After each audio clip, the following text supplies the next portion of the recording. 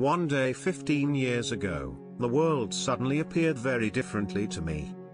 When, during a routine walk near my home, a series of events somehow conspired to overthrow an old worldview, and replace it with something new. A revelation that seemingly unrelated phenomena, both natural, biological, and social, actually share a common underlying pattern, and apparent purpose. Surprisingly, the spark for this new vision didn't arise from noting the world's contrasts, but instead its similarities. In fact, during that fateful walk, nature's apparent differences appeared not so differently after all. My path to this new understanding began when a gust of wind pointed me in the direction of a storm cloud developing on the horizon. But whereas I once viewed things like clouds as isolated objects, today the wind at my back convinced me the two were connected in a larger way. Indeed, the towering cloud before me lay at the heart of a much larger organism, encompassing miles of atmospheric air converging from all directions. Suddenly I realized I was part of something greater, a massive, rotating being perpetuated by a central, low-pressure zone. I could see the underlying, center-oriented pattern of the storm, and just as importantly its cause, the powerful center at its core.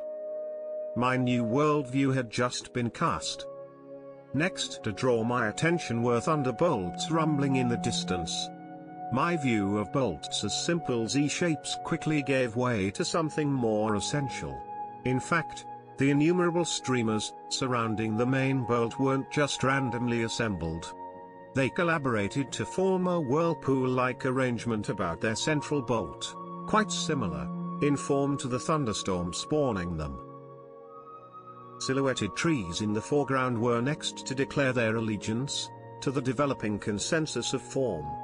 With their branches still exposed in the nakedness of early spring, I couldn't help but notice their cumulative form. The merging of smaller and smaller branches into larger and larger ones spiraling inward towards the main trunk fashioned a stunning replica of lightning bolts. The sound of flowing water drew me to a nearby creek.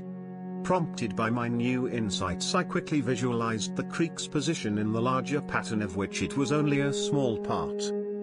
Indeed, the creek before me was only a segment part of a much larger, multi-state river system formed from the progressive combination of creeks into ever larger waterways, forming a massive arterial branching system centered on the mouth of the Mississippi River in New Orleans.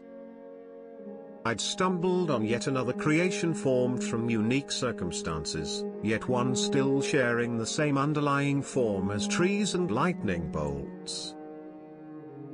The tide had shifted. As I looked out at other structures populating the woods, the same center-skewed pattern emerged from an incredibly diverse array of phenomena. Flower petals burst outward in grand radial designs. Majestic spiral tapestries adorned the stream. Spider webs funneled food towards the hungry architect at its core. Pavement cracks propagated outward in eerily organic forms. Turkey vultures circled inward like water draining down a sink. And ants fanned outward from their queen like soldiers marching across the desert. As rain began to fall, I stopped to reflect on my experiences. Recognizing a flower wasn't a spider web or a thunderstorm, I also realized each shared the same underlying form. A center-oriented pattern resulting from agglomerations of parts about a domineering center. I wondered if I was witnessing the great Creator's ordering principle at work. But my lesson on form wasn't complete yet. As hints of sunlight appeared, park goers re-emerged to start activities they'd put on hold for the storm. A tug-of-war resumed, kids scurried about a soccer ball, and a concert restarted.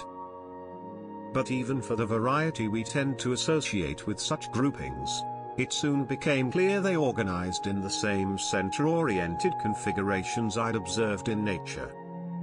In the tug-of-war competition, people and rope formed mirror image arrangements about their common center of gravity.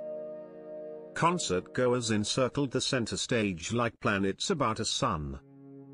Even in the chaos of the soccer match I couldn't help but notice, the game's essential shape never changed.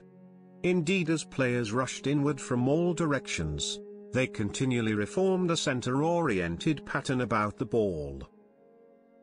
Finally, I witnessed the larger pattern formed by couples walking hand in hand. Their glowing affection, readily exposing the love, merging them as one. Hence was the conclusion to a powerfully enlightening day, and the founding of a new worldview. A vision recognizing center-oriented patterns underlay all of nature and man's creations. A natural result of formidable centers residing at their core. Years later I learned the symmetric, halo-shaped configuration of center-oriented forms naturally generate worlds of beauty and balance. Nature's great creative force is hardwired to produce worlds of accord and harmony. Phenomenal virtues of being, we can use in our lives, once we reopen our hearts to nature's wisdom and the possibilities. Let Centerpath show you the way.